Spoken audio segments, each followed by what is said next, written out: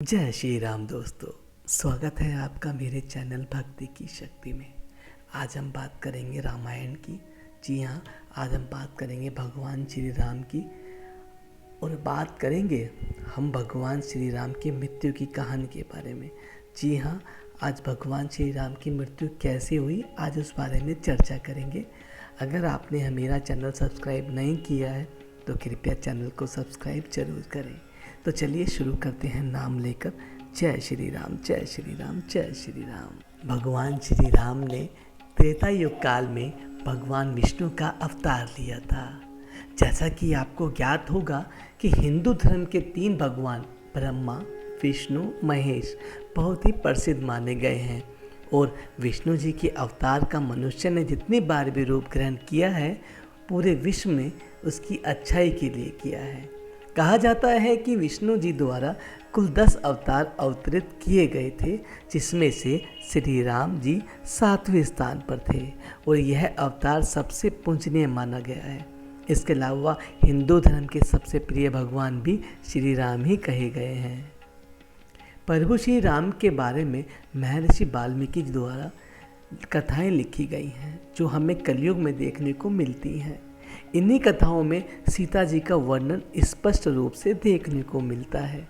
सीता जी की मृत्यु के संबंध में यह मत है कि उन्हें अपनी पवित्र होने की प्रामाणिकता को सिद्ध करना था और उन्होंने अपनी पवित्रता का प्रमाण भी दिया, जिसके बाद उन्होंने अपने पुत्र लव और कुश को प्रभु श्री राम जी को समर्पित किया था। इस पश्चात वो बहुत ही आहत हुई और उन्होंने धरती माँ को पुकारा। भरी सभा में सबकी आंखें फटी की फटी रह गई जब धरती माँ प्रकट हुई। सीता जी ने उनसे कहा, मुझे आप अपने अंदर समा लीजिए, ले चलिए मुझे अपने साथ। और पल भर में ही सीता जी भूगर्भ हो गई। अपनी आंखों से यह दृश्य देख राम जी व्यथित हो उठे। वहां सभा में बैठे सभी लोगों की आंखें नम हो गई। एक कथा के अनुसार श्री राम जी की मृत्यु का इतिहास के बारे में आज हम बात करते हैं। पुरानी कथाओं के अनुसार राम जी की मृत्यु के विषय में बात करें या उन्हें धरती लोक त्याग कर विष्णु लोक क्यों जाना पड़ा, इस संबंध में मत यह है कि ऋषि मुनि भगवान श्री राम से मिलने की उत्सुकता के साथ अयोध्या आए और उन्होंने आग्रह किया कि उन्हें प्रभु से एकांत में वार्ता करनी है। इस पर प्रभु श्री राम ने उन्हें अपने कक्ष में ले गए और श्री राम ने अपने अनुज लक्ष्मण को यह आदेश दिया कि जब तक हमारी वार्ता मतलब कि हमारी बात समाप्त ना हो जाए या इस वार्ता को किसी ने भंग करने की चेष्टा भी की तो वह मृत्यु दंड का पात्र होगा। यह बोल श्री राम जी अपने कक्ष में चले गए। लक्ष्मण जी प्रभु श्री राम के आदेश को पूरी कर्मठता और ईमानदारी से निभाने लगे। आपको बताते चलें कि ऋषि मुनि राम जी से वार्ता करने आए थे, वह कोई और नहीं बल्कि विष्णु लोक से भेजे गए कालदेव थे, जो प्रभु श्री राम को अवगत कराने आए थे कि उनका धरती लोक में समय समाप्त हो चुका है, अब उन्हें अपने लोक प्रस्थान करना ही होगा। जब लक्ष्मण जी श्री राम के कक्ष के पास पहरा दे रहे थे, उसी समय उस स्थान पर ऋषि दुर्वासा आ गए और उन्होंने राम जी से मिलने की जिद पकड़ ली। आपको बताते हैं ऋषि दुर्वासा अपने क्रोध के लिए जाने जाते थे। उन्हें क्रोध बहुत जल्दी आ जाता था। बहुत समय तक लक्ष्मण जी के द्वारा मना करने के बाद भी वह नहीं मान रहे थे और उन्हें क्रोध आने लगा। ऋषि दुर्वासा ने कहा कि यदि उन्हें तुरंत श्री राम जी से मिलने नहीं दिया गया तो वे श्री राम को श्राप दे देंगे। यह सुन लक्ष्मण जी बड़ी दुविधा में फंस गए।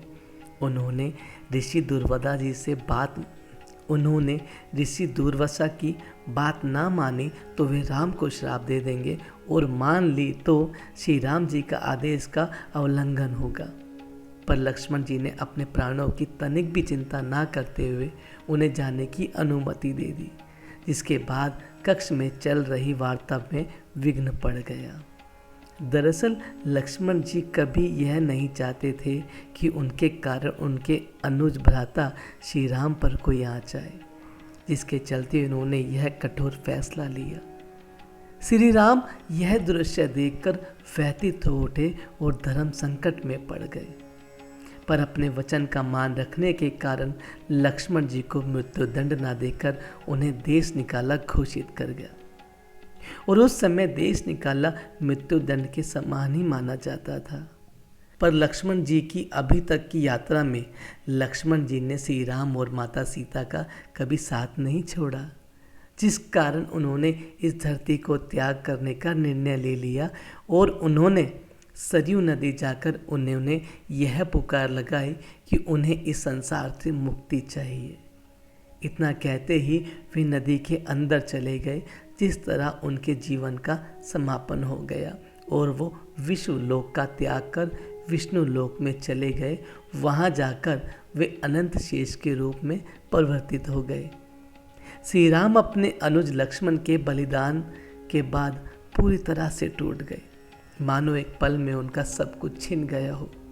प्रभु राम का इस मानव संसार से मन उठ गया। उन्होंने अपना राजपाट, अपनी गद्दी अपने पुत्रों को सौंप दी और उसी लोक में जाने का मन बना लिया।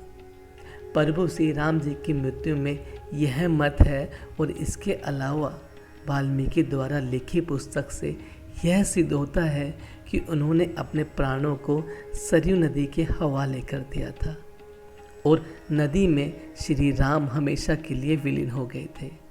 उसके बाद वहाँ से विष्णु जी के अवतार में प्रकट हुए थे और वहाँ पर उपस्थित अपने भक्तों को दर्शन भी दिए थे। श्री राम अपने मनुष्य का रूप त्याग कर अपने वास्तविक रूप का धारण कर लिया और अपने बैंकुट धाम की ओर गमन कर गए। तो दोस्तों, ये थी भगवान राम की मृत्यु की कहानी। आशा करता हूँ ये जानकारी आपके लिए बेहद लाभकारी साबित होगी। अगर आप मेरे चैनल पर नए हैं तो मेरे चैनल को सब्सक्राइब जरूर करें। ऐसे ही धर्म और कर्म की कहानी सुनने के लिए आप मेरे चैनल पर हमेशा बने रहें। अब मैं आपसे आज्ञा लेना चाहूँगा, तो आप कृपया नाम लीजिए। जय श्री राम, जय श्री राम, जय श्री राम।